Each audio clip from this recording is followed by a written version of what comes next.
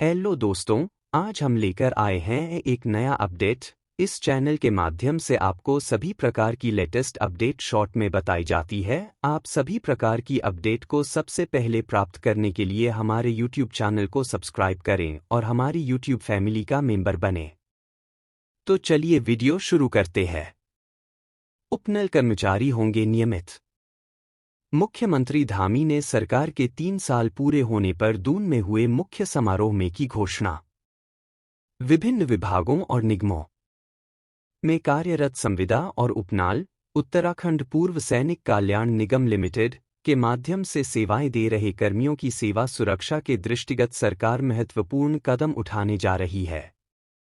विभागों व निगमों में रिक्त पदों के सापेक्ष इनके नियमितीकरण के लिए ठोस नीति बनाई जाएगी। मुख्यमंत्री पुष्कर सिंह धामी ने अपनी सरकार के 3 वर्ष का कार्यकाल पूरे होने के अवसर पर रविवार को देहरादून में आयोजित मुख्य समारोह में यह घोषणा की। राज्य में उपनाल व संविदा कर्मियों की संख्या 30,000 से अधिक है और वे नियमितीकरण की मांग उठा रहे हैं। उत्तराखंड की धामी सरकार ने रविवार को अपने दूसरे कार्यकाल के 3 वर्ष पूरे कर लिए। जश्न के इस मौके पर मुख्यमंत्री धामी ने उपनल व संविदा कर्मियों के साथ ही छात्रों, युवाओं और स्थानीय ठेकेदारों के लिए रोजगार के दृष्टिगत 3 गारंटियों की घोषणा की। देहरादून के परेड मैदान में सेव, सुशासन व विकास के 3 वर्ष पर आयोजित मुख्य समारोह में मुख्यमंत्री धामी ने घोषणा की कि प्रतियोगी परीक्षाओं की तैयारी में जुटे छात्रों और स्नातक डिग्री प्राप्त युवाओं को सरकार आर्थिक सहायता देगी। एक समर्पित मंच के माध्यम से उनके रोजगारपरक कौशल को विकसित करने के लिए प्रशिक्षण की व्यवस्था की जाएगी। इसके लिए सरकार जल्द ही उच्च स्तरीय समिति गठित करेगी। मुख्यमंत्री ने स्थानीय ठेकेदारों के लिए रोजगार की दृष्टि से भी महत्वपूर्ण घोषणा की। उन्होंने कहा कि विभिन्न विभागों में 10 करोड़ रुपए तक के सरकारी काम स्थानीय ठेकेदारों को दिए जाएंगे। बता दें कि स्थानीय ठेकेदार लंबे समय से इस संबंध में मांग उठा रहे थे और उनकी यह साथ पूरी होने जा रही है। मुख्यमंत्री ने अपनी सरकार के 3 साल पूरे होने पर आयोजित कार्यक्रम में किया ऐलान। उपन कर्मियों को पक्का करने के लिए नीति बनेगी। उत्तराखंड में सरकार का 3 साल का कार्यकाल पूरा होने पर रविवार को मुख्यमंत्री पुष्कर सिंह धामी ने रोजगार की केंद्रित करते हुए 3 बड़ी घोषणाएं की।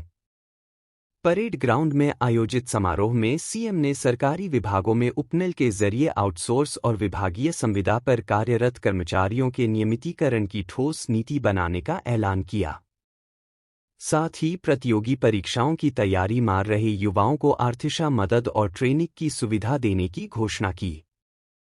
मुख्यमंत्री ने कहा कि राज्य में सरकारी विभागों के 10 करोड़ रुपए तक के काम स्थानीय लोगों से ही कराए जाएंगे।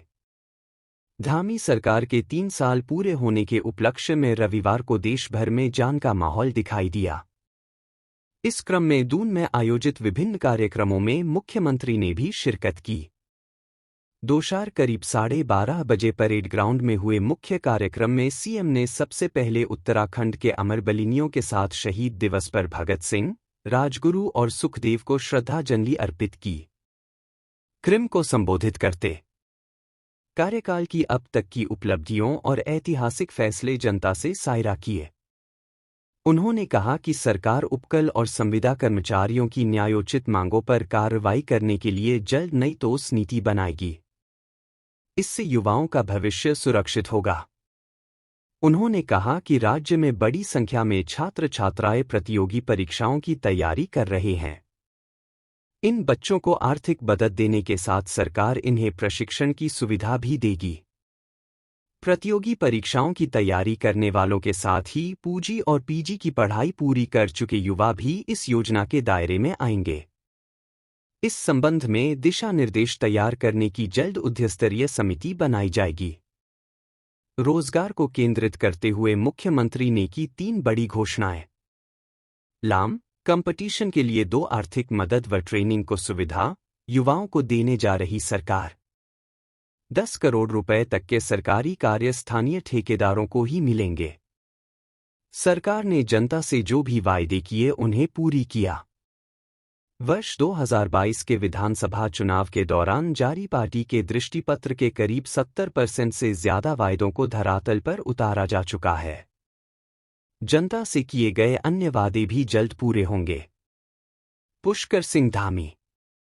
दोस्तों, इसी प्रकार नई अपडेट के लिए आप हमारे YouTube चैनल को सब्सक्राइब करें और हमारे YouTube फैमिली का मेंबर बने ताकि आपको लेटेस्ट अपडेट की नोटिफिकेशन सबसे पहले प्राप्त हो सके। तो मिलते हैं आपको एक नया अपडेट के साथ, तब तक के लिए नमस्कार।